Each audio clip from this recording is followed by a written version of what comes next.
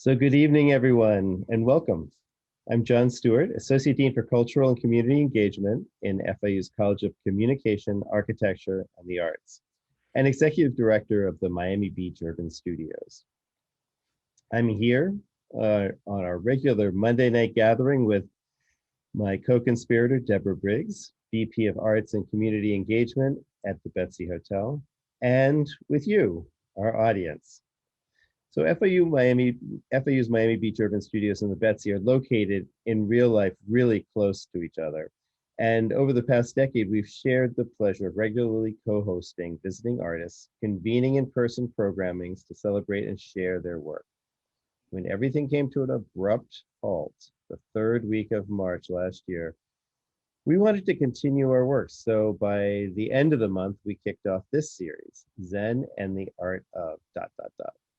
Our goal was to provide a pathway for artists and scholars to continue to share their work and for us all to move towards oneness with others in a world that can seem so big and sometimes lonely, especially during these times. At this point, we think we've reached over 10,000 households in this series, and we thank you for checking in each week or for catching up with us after in the live stream, since all of our performances and programs are posted for later consumption.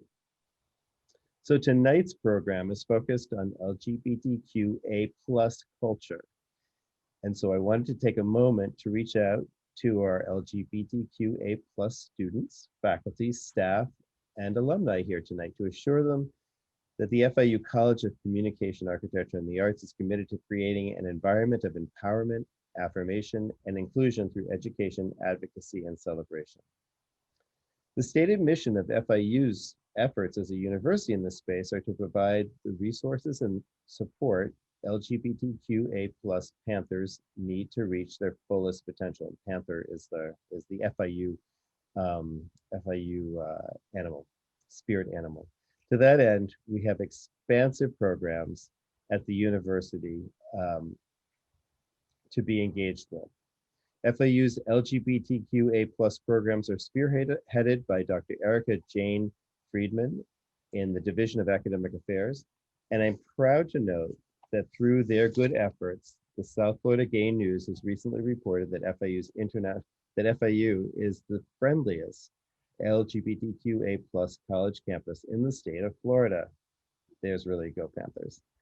And Erica's just an amazing powerhouse. So now it's my pleasure to introduce another amazing powerhouse, Dr. Deborah Briggs, who I've mentioned is the VP of Arts and Community Engagement at the Betsy, and she will be welcoming Taraj and Emil. Over the last decade, Deborah and her family, who own the Betsy, have consistently advocated in the LGBTQA+ space in diverse arenas that include arts and culture, programming, and so much more. She'll introduce our guests and get this program underway in earnest. So Deborah, it's always a huge pleasure to be here with you. It wouldn't feel like a Monday without you. I agree, John. I feel the same about you. So that's why this is such a wonderful thing. So thank you, everyone. I'm delighted to be here on behalf of my Betsy Hotel family to champion LGBTQA+ causes. And first, a quick shout out to some of our partners who are sharing the pleasure tonight in bringing this program to you. In addition to our FIU departmental and institutional partners that have been mentioned, the Betsy has a few philanthropic engines that include the hotel, the Betsy Community Fund at the Miami Foundation, and PG Family Foundation. So our other community partners for tonight include Native Sun, which is the organization created by one of our special guests, Emil, the City of Miami Beach Department of Cultural Affairs, the Arts and Business Council of Miami, the Miami-Dade Gay and Lesbian Chamber of Commerce, the Greater Miami Convention and Visitors Bureau, excuse me, the Greater Miami Beach Visitors and Convention Authority, and Miami Beach Pride. Tonight's program is our second in a series of 4 programs dedicated to this topic. John, I'm going to ask you to read because I have a tickle in my throat. Okay, well, most would agree that progress towards acceptance has been made. Most of us would also agree that many rights and benefits afforded to the LGBTQA+ individuals, as well as openness towards sexual diversity, still vary widely in our country, depending on geographical location, local culture, and individual backgrounds. And so to teach us more tonight, Taraj and Emil will discuss their experiences growing up Black and male identifying in the LGBTQA plus space. How are you doing, Deborah? I will You'll pick it? commence. Great. Yes. In preparing to do the program, Taraj and I were talking one day when I asked him who had inspired him the most to be himself. And without a moment's hesitation, he said, Emil Wilbekin. And I said, Emil Wilbekin, I know him. I've heard of him. I've heard of the work he's doing. And that's why we're here together tonight. It turns out that the stories they're going to share, each of them and together, is really the reason why Emil created Native Son. So quickly their bios, so you have a context for their remarks. And then we'll get to the core of the program, which is the two of them in conversation. Emil Wilbekin is an American journalist, media executive, stylist, content creator, cultural critic, and an activist in the area of human rights. He is the former editor-in-chief of Vibe magazine and Giant magazine. He's editor-at-large at Essence magazine and managing editor of its associated website, essence.com. He's also the founder of Native Son Now, an organization dedicated to empowering and lifting up Black gay men through positive representation and business opportunity. Wilbekin attended college at Hampton University and Columbia University's Graduate School of Journalism, where he attained an MS in journalism. While he was on vacation in India in 2015, he began to have thoughts about transforming his work and his business that was called World of Wilbekin from a branding agency into a movement, because during that trip, he realized that Black gay men lacked unity around fellowship, networking, and celebrating one another. Upon returning to New York, he was inspired to readdress the issue while rereading James Baldwin's Notes of a Native Son. After writing an essay about feeling unsafe and demonized as a Black gay man in response to the Orlando nightclub shooting, he created a full-fledged advocacy organization dedicated to supporting Black queer men of all backgrounds. He named the organization Native Son Now in honor of Baldwin's book. And though that was just a few years ago, Emil has already been lauded widely for his vision and commitment to the cause. In fact, I read about this work in Fast Company when he was earmarked as one of the visionaries of, I believe it was 2020, for the work that he's done with Native Son. And now a little bit about Taraj. Taraj is an emerging recording artist, model, social media influencer, and dancer born in our very own Liberty City, Miami. And he's a graduate of the Miami-Dade County Public Schools. With degrees from Cornell University in architecture and dance, Taraj returned to his musical roots and started working on a debut album. Through sheer determination, he wrote and produced Defy, which is an 8-track album with songs inspired by different chapters in his life. He's hoping to inspire and uplift listeners, to encourage them to celebrate humanity through the beautiful things in life, as well as the hardships. The Advocate recently highlighted Taraj as one of 8 top queer artists to watch. Taraj is now working on some new releases and is a world traveler and bisexual advocate for Black Lives Matter and LGBTQA plus causes. Taraj heard Emil speak at a Native Son event and was inspired to come out, or in Emil's words, to invite everyone in his family into his authentic life. And because music is able to amplify messages in such a powerful way, we wanted to open tonight's event by playing Taraj's new video called Defy. And in it, you'll get a sense for the journey he's already taken in his life from Miami to New York City to the rest of the world. And also present in the video are the inspirations and struggles of his childhood that set him on this course. After the video, which is about 5 minutes long, Taraj will be back front and center to kick off the conversation with Emil. And here we go. John is That's right. I'll be AV showing guy. I'll be showing my DJ. screen. That's right. So you will be shifted around a bit, but have no fear. We will come back. Let me check this. Do this one. I'll turn the video on.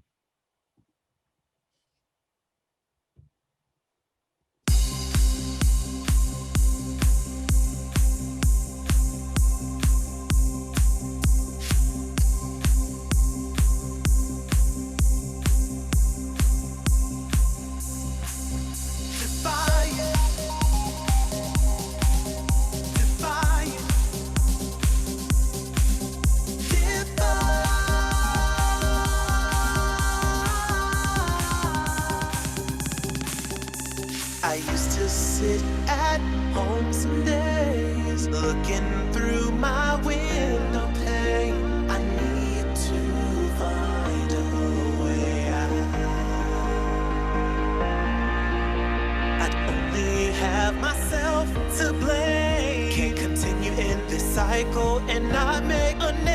I need to find a way out. The feeling when there's nowhere left to run. Always look up to the rising sun. I gotta go. I can feel it coming over me. My soul deep down within is telling me to trample over all my enemies, to take control and own my destiny.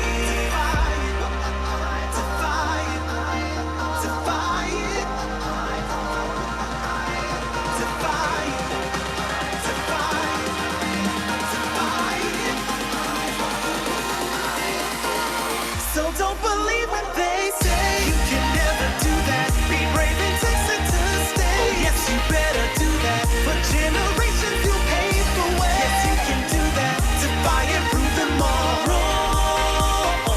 So don't believe when they say you can never do that. Be brave and take it to stay. Yes, you better do that. For generations you paved the way. Yes, you can do that. Defy and stand on my own.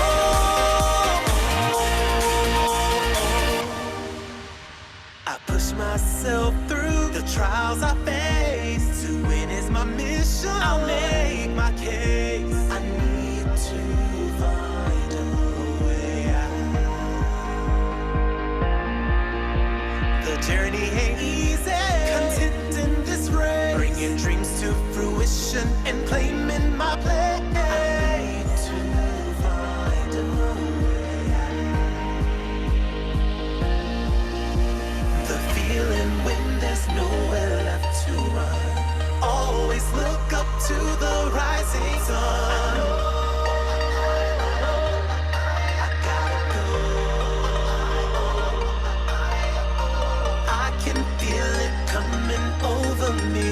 My soul deep down within is telling me to trample over all my enemies, to take control and own my destiny.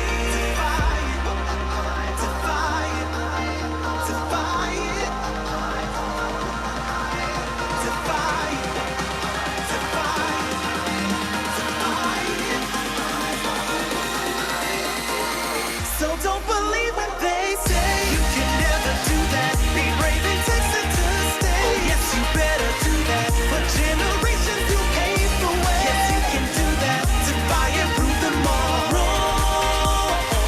So don't believe when they say you can never do that. Be brave and take it to stay. Yes, you better do that. For generations you paved the way. Yes, you can do that. Defy and stand on my own. So don't believe when they say you can never do that. Be brave and take it to stay. Yes, you better do that. For generations you paved the way. Yes, you can do that. Defy and prove them all wrong. So don't believe when they say you can never do that. Be brave and take it to stay. Yes, you better do that. For generations you paved the way. Yes, you can do that. Defy and stand on my own.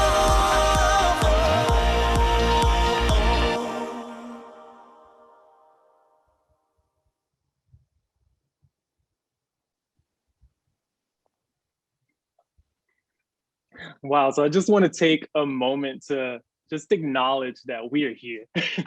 Seriously, looking back at this music video, it just reminds me of how far I've come personally, and just having the sheer bravery to live boldly in my truth. And it also reminds me of how far my hometown of Miami and the community that I grew up in, Liberty City, has progressed in terms of something so simple as the expression of masculinity, and also just the many ways of expressing that, and the ever so gradual acceptance of the LGBTQ community. To give a little bit more context, because of circumstance, I grew up without a father figure, or any male role models for that matter. And the visibility of Black gay men was completely non-existent for me. But real talk, the stigmatization of us that was omnipresent. And just to give you a little bit more about my story, it wasn't until college that I discovered my own bisexuality.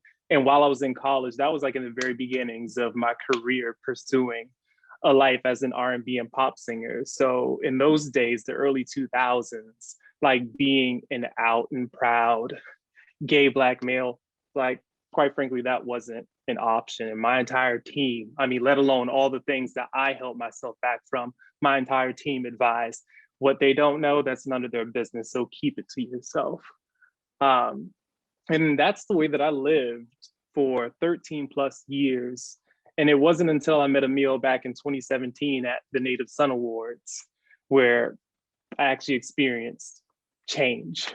Just to be in a room full of some of the most successful Black gay men on the planet, like I can't even describe the impact that that had on me. Just to see this group of men come together to celebrate each other, to uplift each other, to share in a camaraderie, that was something that I was never, ever exposed to. And I would have to say for a lot of people like me, that wasn't even anything that we thought, you know, could exist. Like it was beyond my imagination. So I'm ever so grateful for that experience. And especially everyone sharing their personal stories, especially Emil when he shared the story of his upbringing and also his relationship with his parents. And I remember the moment when I walked up to him after the awards, I asked him for advice on how to come out to someone that's one of my best friends, the matriarch of my family, my grandmother. I grew up in a super conservative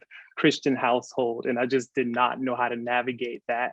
And that was the one component of my life that I held back from her for over 13 years.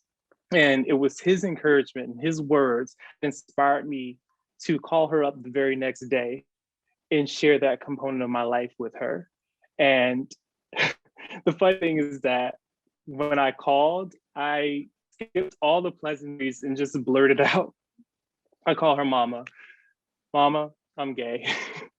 And it just kind of shocked me that I just blurted it out. And her response was, Taraj, there's nothing new under the sun in the streets of talking. I already knew. I just want you to know that I love you the same, and there's nothing about you that would change that. Like my faith and beliefs may not allow me to necessarily subscribe to that mentality, but I love you just the same. And just hearing those words and the ease of that conversation, something I've been dreading for more than 13 years. Oh my gosh, like it changed my life overnight. Like I told Emil before, like literally I had a pep in my step, a heavy weight was lifted like immediately. And the impact that it's had on my personal and professional growth, I can't even put into words. And Emil, do you know what you built? I mean, for real, like this incredible community, what he's built is an incredible community, a collective of Black gay men that gives us the space to really just celebrate each other and give us that much needed sense of belonging, because as I said before, for so many of us, we just didn't have that. And I just want to turn it over to you and just ask, like, what was the inspiration behind creating Native Son? So, well, thank you, Taraj, for inviting me to be in conversation with you here. And at Betsy Hotel, thank you for your support. You know, this is exactly the reason I wanted to start Native Son. Your story is our story. And there are so many Black, gay, and queer men who have grown up in this country and actually around the world who don't feel comfortable in their own skin. Native Son really lives at the intersection of Blackness and queerness. And we are faced by so many issues around systemic racism and white supremacy, and just growing up Black in a country where we've been oppressed. And then if you layer on top of that, that you're gay or queer, it's even harder. And for me, it really was about, you know, an intervention for myself. How could I create a space that I wanted to live in, that I wanted to be in communication and conversation with you, with another Black gay man who we could have conversations about, you know, coming out to our families and not being accepted, where we could talk about our identity, our sexuality, about our masculinity and how we move through this world. And one of the things that's so interesting is that you met me at the second Native Son Awards dinner. And that was a really hard moment for me in my life. My mother had just died a month before. And I was really like, I didn't know if I could actually still do the awards. And my production team said, your mother is was such a huge force in your life, and your story about how, you know, when I came out to my mother, I didn't have your story. My story was that when I came out to my mom, my parents wanted to disown me and wanted to disassociate it with me and kick me out of the house and send everything that was owned, anything with my picture on it, everything, they were going to get rid of it. And my older brother, Eric, who's straight, said he really challenged my mom and my dad to be understanding and compassionate and empathetic. But he also challenged me to kind of push and go the extra mile to really talk to them about what it meant to be gay, and kind of what I was going through, my feelings. And it took a really long time and a lot of therapy for us to come to a place where my mother eventually ended up becoming a huge LGBTQ plus advocate and supporter. And so that night that I met you was a really emotional night for me. And so when you shared your story with me, you know, all I could think of is that my mother was gone. And so why should you lose that moment with your grandmother? Because someone taught me, like through my therapy and just different work that I've done to create Native Son, that when we don't share our authenticity, we cheat the other people in our lives out of living in their authentic truth as well. So yeah, so that's kind of the reason. I also, you know, I'm HIV positive, and I have done a lot of advocacy work around being gay and positive and all these things. And there's so many of us who didn't have father figures, didn't have male figures in our lives. And we needed a community and a space to just come together and be reflections of each other. And we really talk about and being inspired and empowered and celebrating each other. And what I love about your music video is you really show that. Like, it's not about living in trauma, it's about how am I living in possibility, right? And so I love that. I got to meet you that night, and we all went out, a group of us, and we had the best conversation, and it was so much fun. And we call it Black Boy Joy. So that's another big part of Native Son. Yeah, thank you. Like, I can't even express it enough. Go ahead.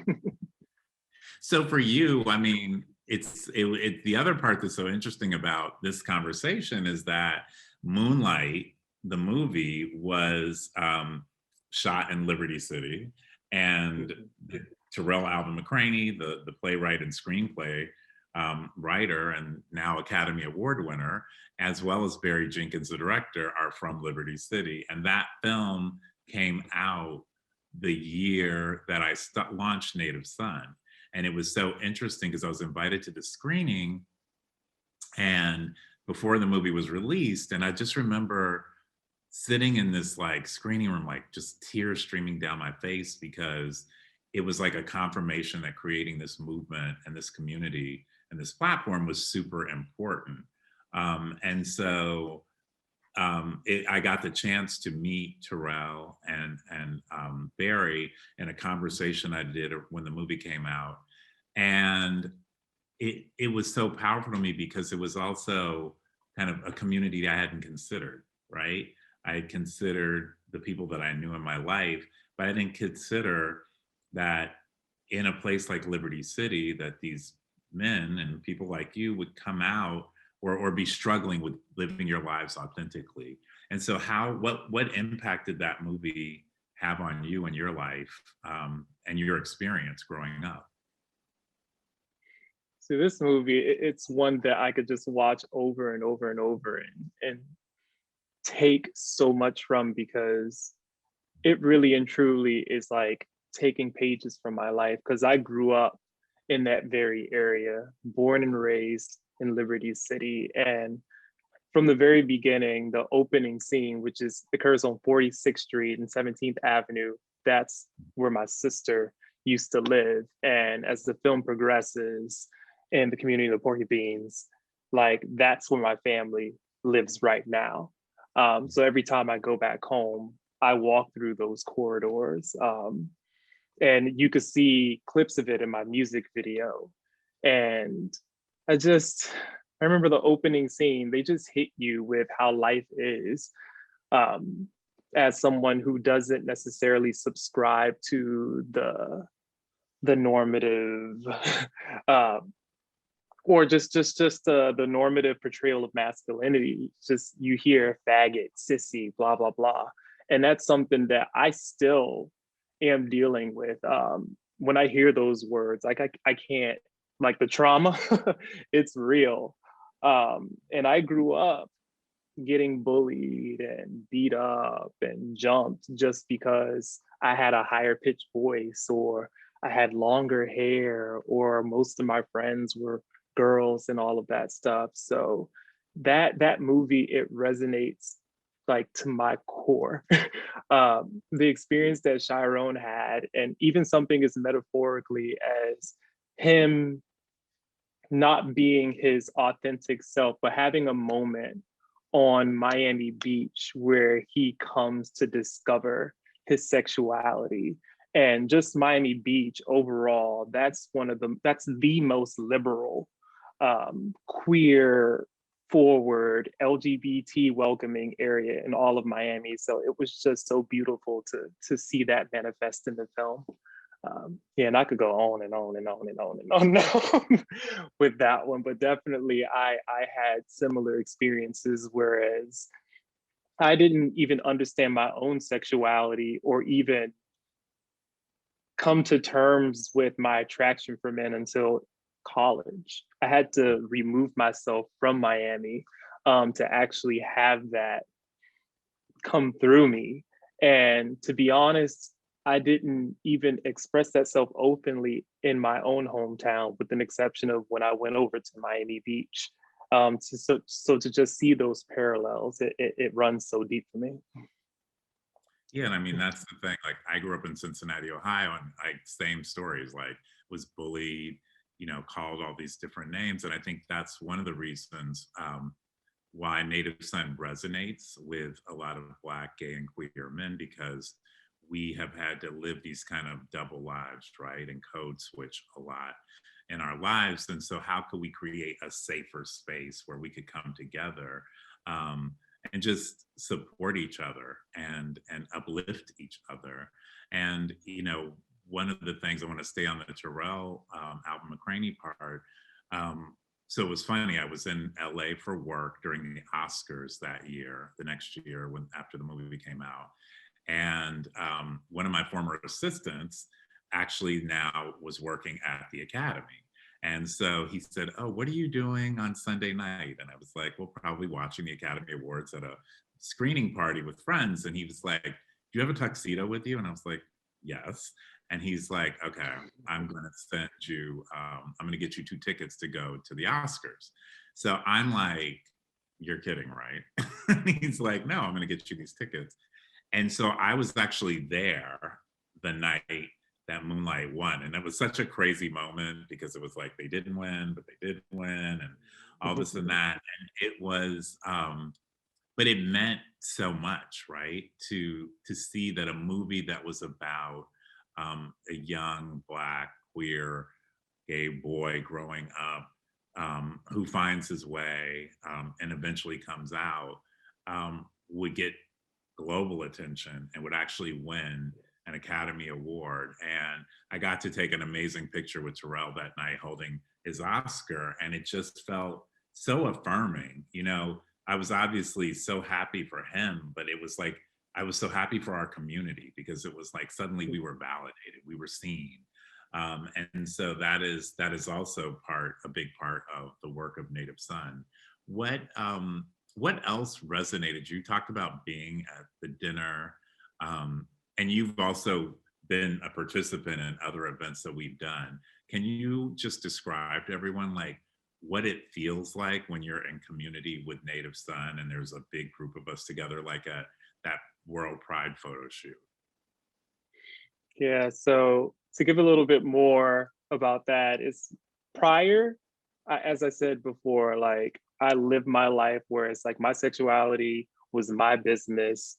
A few people knew, and in terms of the public stage, I just didn't put that out there. And it wasn't until I had that conversation with you, experienced the camaraderie at the Native Son Awards, that I actually opened myself up. And literally from that day forward, it was a complete shift all around, personally, professionally, mentally, spiritually, the whole shebang.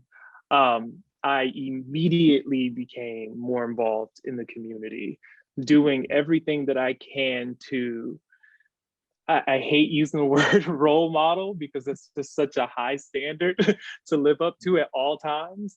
But to be at least the very best version of myself, because I remember when I actually posted on social media about everything, having the conversation with you, having that conversation with my grandmother, just the amount of people from not just like my hometown in the US, but from all over the world. But the most impactful for me were the messages that I got from Black gay men who can't live their truth out in the open, in Africa, like from Yeah.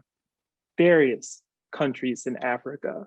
And so it's just that in and of itself, as a result of Native Son, like I can't even put into words how profound the impact is on a world stage. And I'm just one of many stories that has grown so much from your, I would call it your mentorship, the work that you've done.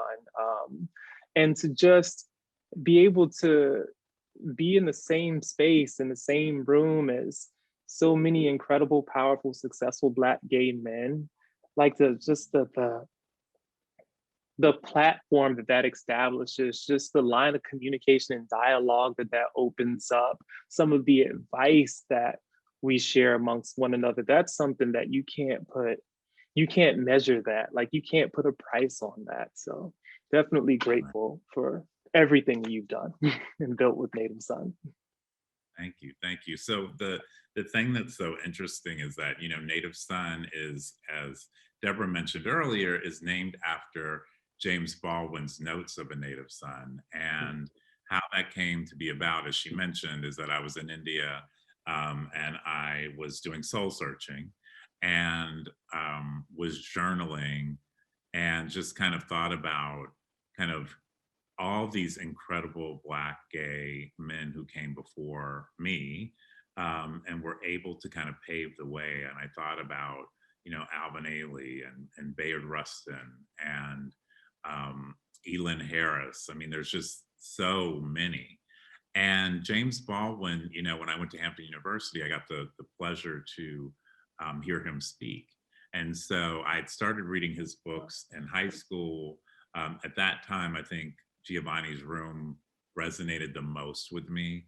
But I remember when I read Notes of a Native Son, that's his first book of essays, and it's 65 years old. But what was really powerful about it is a lot of the topics that he talks about in the book are very relevant to what we're going through and experiencing right now in the world. And you think about his calling out white supremacy, calling out racism, calling out colorism in Hollywood, and really challenging not only kind of issues around race and things like that, but he was also calling out things within our own community, the Black church. He had a very challenging experience, relationship with his dad, who was a minister, and really just challenging his own perceptions of himself as a Black man. And I think that, to me, I remember when I came back from India, looking up on my bookshelf and seeing Notes of a Native Son, and I was like, wow, from a branding perspective, like Native Son is such a powerful kind of statement. And one of the things that's most interesting about the name Native Son for us as a community and a movement and an organization is that a lot of the community said that they like it because they don't like being called gay or queer, but they don't mind being called a Native Son. And I think that that is such a powerful kind of statement. And we've done, you know, I've spoken in South Africa, in townships about Native Son. I've gathered groups throughout the United States. We've done partnerships with the National Urban League. I've done talks and gathered Native Sons in Paris, which was really interesting because they were like, we don't understand, you know, we're French. And I'm like, okay, but if you're Black and you're living in France, you are either of African descent or Caribbean descent. And once we started talking about the issues, they were like, you're right, we do need to have these conversations because they live with the same issues that we all live with, right? Is like, how do you walk between these different worlds and still be your true authentic self? And so it's been just an amazing ride of, you know, creating community. The pandemic, doing events like this has proved to be really quite amazing for us because we've done so many conversations and virtual events during the quarantine where there was no one speaking to Black, gay, and queer men. And so I used my media background and said, okay, well, we'll do programming on Instagram. So a year ago, our audience on Instagram was 13,000. And today it is 35,000. And that is literally all organic growth and just having these conversations and speaking to people, you know, with different thought leaders. And last year we had 2 Pulitzer Prize winners who were Native Sons. So doing those conversations with Michael R. Jackson and Jericho Brown and hosting, you know, just conversations around sexuality in the Black church. It's just been really, really powerful, just creating community out of that. So this being in conversation with you is just so great. When you asked me to do this, and Deborah, I was like, yes, yes, yes, because in many ways you represent what Native Son is about, right? Which is living your true authentic self, accepting yourself, loving yourself, and then how do you affect change throughout the rest of the world? So I'm very happy to be here with you. John. Thank you. It's such an honor to be in conversation with you. You guys are touching on a topic that the audience has asked me about. Can I read you a question, and you can try to take it, but it really is very closely tied to what you were just saying. The question is, how do you believe we can build more community for the queer community and especially the Black queer community in South Florida? Miami is such a diverse place, and yet it's often transient and siloed. Thank you for sharing your experiences and wisdom. So, Taraj, do you have thoughts about that? I definitely do, but Yeah. From your example, you got to start brick by brick. Start, even if it's small, it's taking that very first step. Because for me, growing up, especially in the community, especially the inner cities of Miami, there's just a very profound and loud silence. So just mustering the courage and the bravery to share your own story, that's the first step. And I know that in terms of my immediate circle of friends and the family, just me opening up about my personal life, that has changed their perspective immensely. So yeah, I'll leave it at that. We have to be, I guess, for lack of a better phrase, we ourselves, we have to be the change that we want to see in the world. So I definitely always strive to be the very best version of myself and live as an example. And you know, so I love that. And I think that is like, that's the first brick, right? And I'd say the other brick is, you know, how do you create community within your community? So how are you, we do sometimes these Black Boy Joy calls. So there'll be a Zoom call like this and just gathering some of your other Black, gay, and queer friends and literally creating a community of and a conversation to uplift each other, to talk about the issues that are going on, especially now. People, are isolated with social distancing and they're feeling super vulnerable and anxious. And so just creating that space within your own community that people can come together and kind of be in fellowship, right? And the one thing we try to stress a lot is like, again, don't just sit in the trauma, like don't think about ways to find the joy, right? And I think art brings a lot of joy. Music brings a lot of joy. Have fun with each other on these Zoom calls and kind of supporting each other and comforting each other. Do you have time for another question? Can I ask you? There was a question early on about kind of how you started Native Son. What the early events were like before you kind of learned how to do it. What did you start with?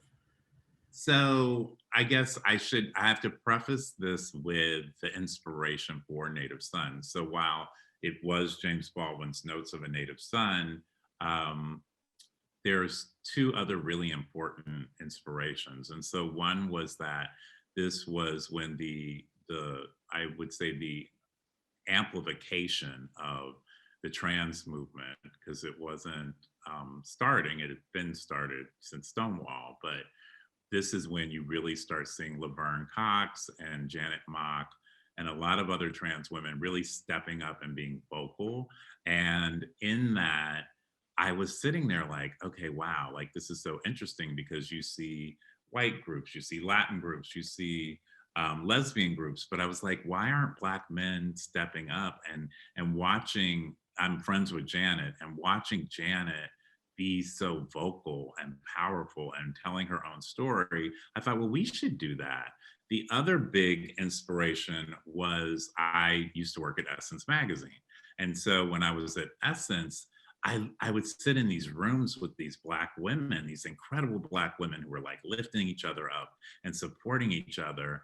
And I was like, we should have this for Black gay men. And so that was those two things coupled with kind of the need is what started it. So I used my experience working at at Essence, where I worked on live events and I worked on digital, and thought, how do I apply those skills? So our very, very first event was a conversation that we did at the National Urban League Conference in Baltimore. And the National Urban League had never done anything LGBTQ anything. And so it was a panel discussion around Black gay men and media. And it was DeRay McKesson, who at the time was with Black Lives Matters, and Michael Arsenal, who had the New York Times bestselling book, I Can't Date Jesus. And then Terrence Dean, who at the time was working on his doctorate in theology at Vanderbilt and has written many books.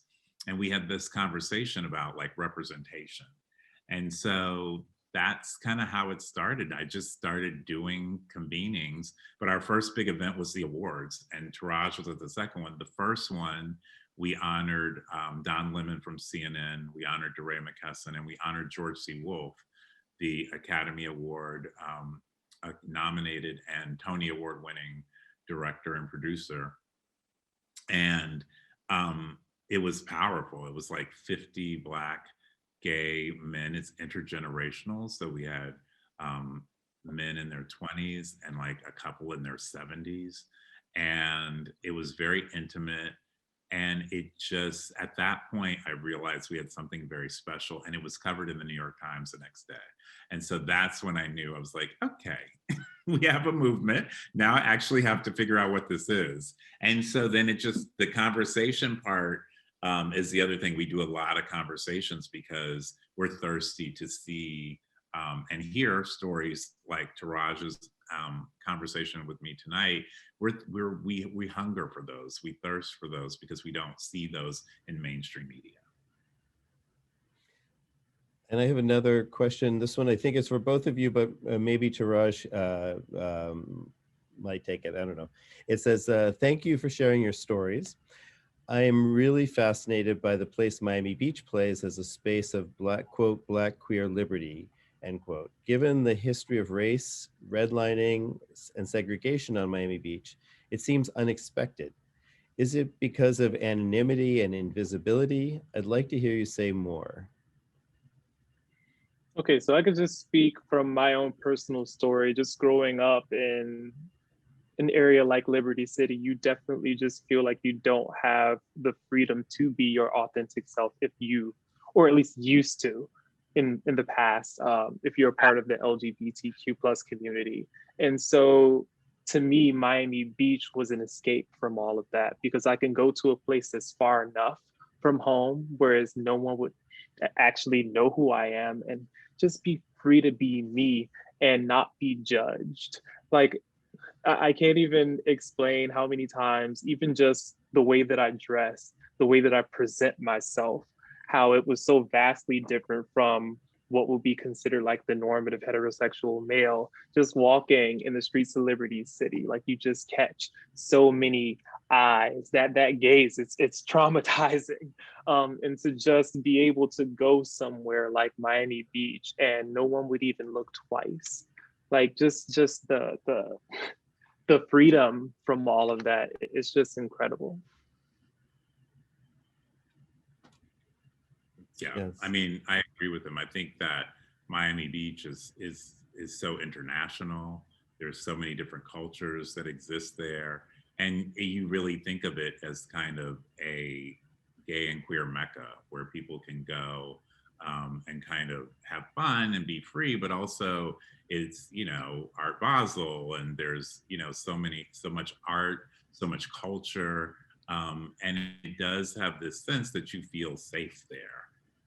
And so I've had so many wonderful experiences with other Black gay friends, and definitely at Art Basel, there's such a huge representation of Black, gay, LGBTQ visual artists who participate there. In fact, before the shutdown of COVID, we were considering doing an event at Art Basel because there's now, at the Native Son Awards that Taraj was at, we honored Kehinde Wiley, the painter. And so there's Derek Adams. I mean, there's so many people. I could go on and on and on. And so I think you experience all of that in South Beach and Miami Beach. So yeah, I think there is a feeling of freedom there. Time for one more question. This question is about how the issues that you've been discussing can be elevated within the larger diversity and inclusion, equity and inclusion push that's currently happening. Do you want to talk about your perception of that and its effectiveness in the workplace or in any other way? Sure. I mean, I do a lot of consulting around diversity, equity, and inclusion. And it's interesting because, my kind of take on it is around intersectionality. And so intersectionality, which is a term that was coined by Kimberly Crenshaw, is the idea of the many parts of ourselves. And so if my philosophy is if we can accept the intersections, the various intersections of oneself, then it is a reflection and a mirror image of the many sections of yourself. And so it's interesting time because there's a lot of conversations that are happening. I think a lot of people are doing what they think they need to do, but it's like, do you really mean diversity and equity? Like just kind of like hiring a Black diversity HR person is not enough. It's who are you showing in the clothes if it's fashion? It is who is on the boards of your organization. And so I think it's a really interesting time. And it's also, this isn't just a Black thing. This is about women. This is about disability. This is about elders. It's so many things. How Asian people are being treated in this country right now is really shocking. And so I think this is an opportunity for us as a country to really examine how we treat people that are different, considered different.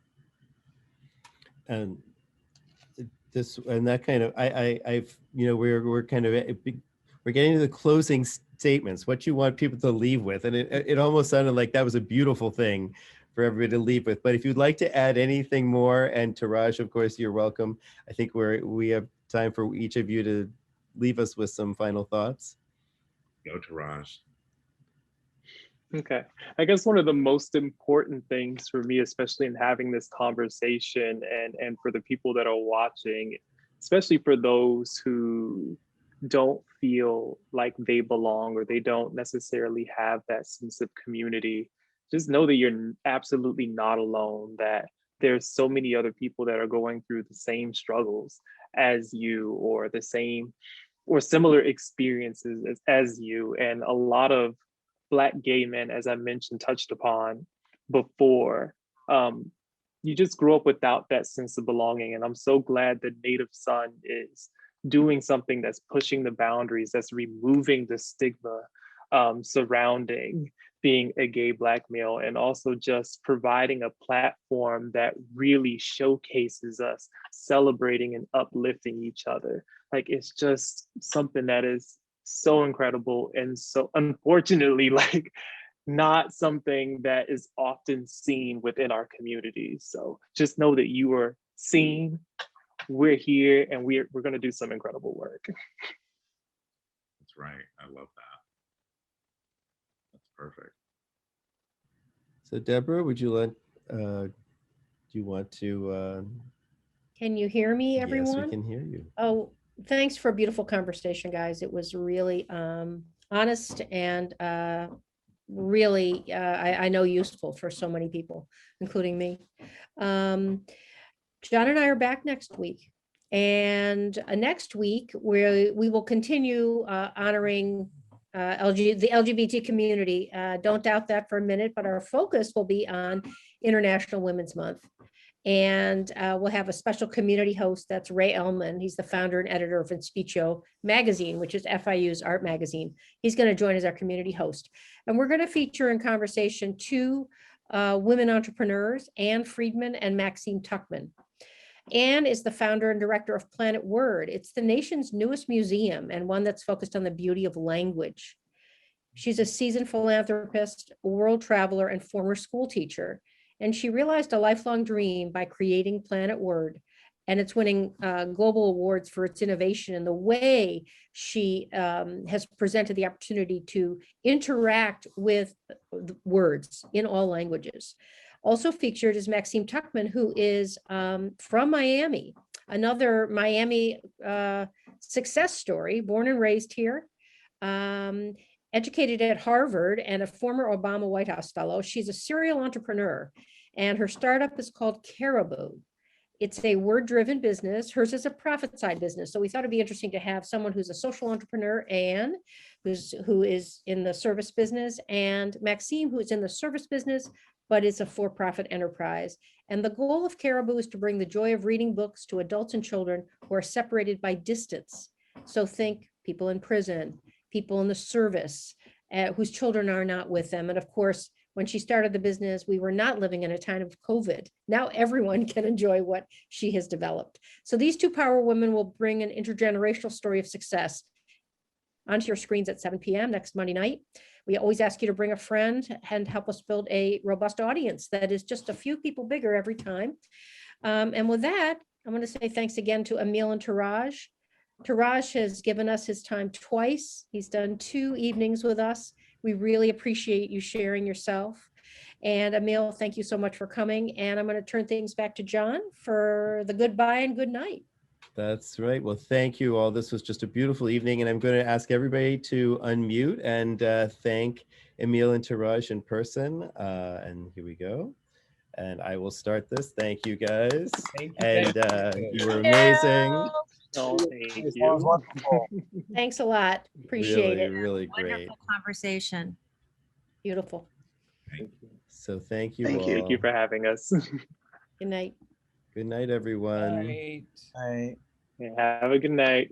Thank you again for having us. Thank you. You're amazing.